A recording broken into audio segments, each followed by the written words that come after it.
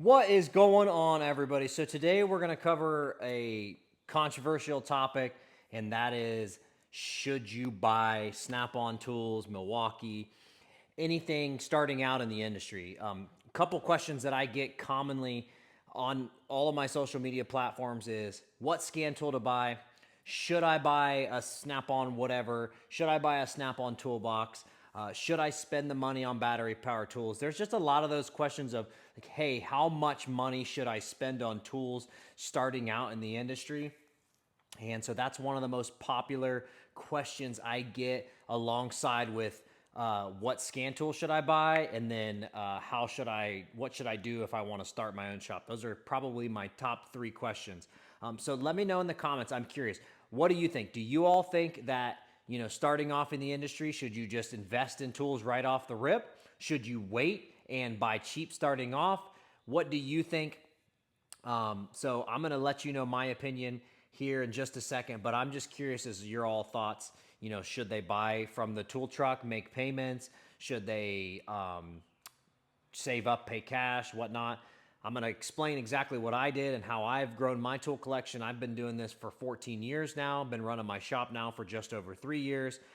So here are my personal opinions and thoughts. So anybody starting off in the industry, I do not think you should buy high-end name brand tools. Some of the stuff, yes, I think it's probably okay. You can get away with spending that higher dollar on ratchets from Snap-on or Matco. They are really good ratchets. They seem to last a long time. Obviously, they have the lifetime warranty.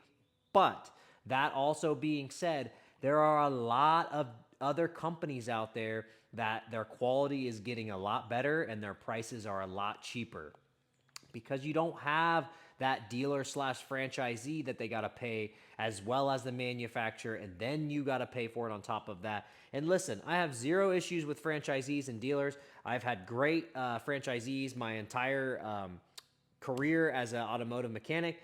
And so, especially Snap-on, I've had great Snap-on dealers the entire time, except for like the first 2 to 3 years.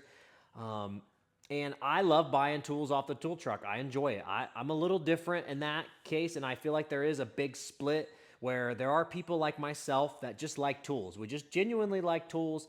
I don't do a ton of stuff outside of the shop as far as like hobbies that cost me a bunch of money. I mountain bike, which the initial cost of the mountain bike cost me a little bit, and then I play basketball. That also doesn't hardly cost me any money. So I don't spend a ton of money outside of tools to really worry about much of anything. So I can invest that money. We've been through the whole debt thing. We don't have any consumer debt. So I'm going to talk about that as well. And honestly, I'll go right into that. I honestly think that is the number one issue. It has nothing to do with the tool's cost and how much money you put into it. It's that most people are not financially smart with their money, and so they live beyond their means instead of under their means.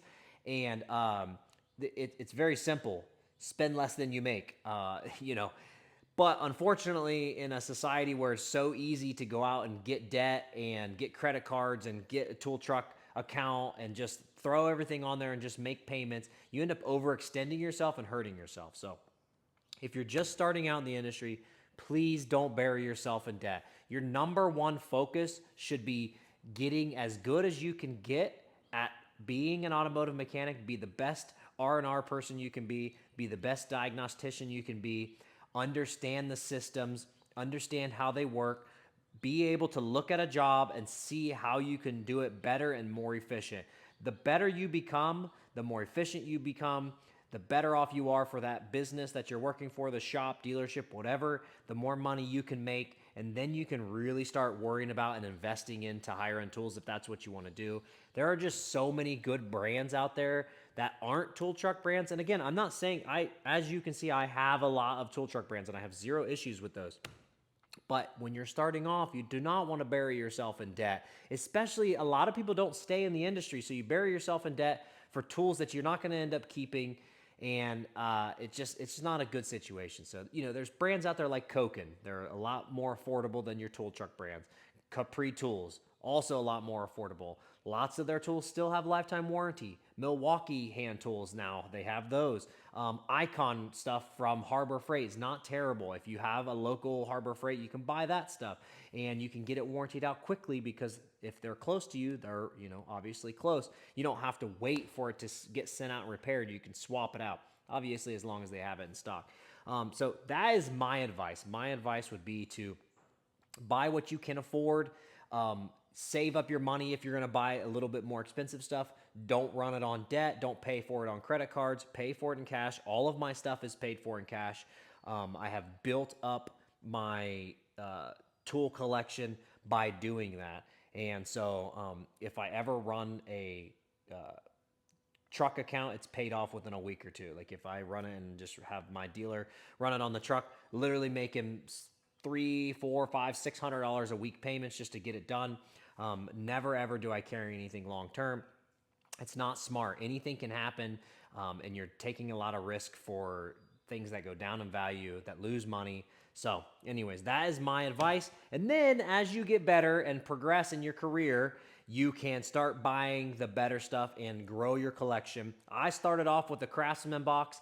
Let me know in the comments as well. I know I asked you earlier, but also if you're still here, let me know in the comments what you started off with. Not everybody starts off with high-end toolboxes and high-end tools. I started off with the Craftsman toolbox, a bottom and a top. I think it was a 21-inch deep, 52-inch wide or 42-inch wide toolbox. It cost me $1,100 after tax. And then I bought Napa air tools. And then I would buy some, like we had a good Cornwell dealer, so I started buying hand tools from my Cornwell dealer. But I started off with all Craftsman hand tools and everything. And then as I started breaking those and started getting better and progressing and becoming more efficient, I started replacing those tools with better tools as time went on. Yes, you're double buying, but some of those tools are so cheap, it's not that big of a deal. And again, your main focus is to get good. Those tools lasted me years. I'm not talking like they would break within months. They literally lasted me years. And then once they started wearing out and breaking, that's when I was like, okay, it's probably time. I have the money now. I have some extra fundage. I can start swapping out. So if a ratchet broke, I would go get it warranted, keep the Craftsman, but buy a Cornwell to replace it while I was waiting to go warranty the Craftsman. And then eventually I started taking my cheaper tools home, and then I put together a home tool collection. And you can start having tools at home to be able to do stuff around your house, whatever you may need. If you're got a wrench on your own car, if you can't at the shop, or lawn mowers, whatever you're doing around the house, it's nice to have some tools at home. So that's my advice. The whole debate between Milwaukee, Snap-on, Matco, all of that's goofy. Brands, whatever. Buy what works best for you when you get into a position where you can start buying tools. This is more talking for the people that have been in the industry. The Milwaukee cultist, the Snap-on elitist, all of that stuff is stupid and annoying. It doesn't matter. At the end of the day, we want to get the job done. That's what matters. Whatever you like is going to work best for you. Obviously, you may want to ask for opinions, but one tool, one brand is not the end-all, be-all. There's pros and cons to Snap-on. There's pros and cons to Milwaukee. They all have their faults and their shortcomings, and they all have their spots where they do really well in. So appreciate y'all watching. Thank you so much for the love and support. If you like this type of content, please like it and subscribe. It really does help out the channel, and we'll catch you on the next one. See ya.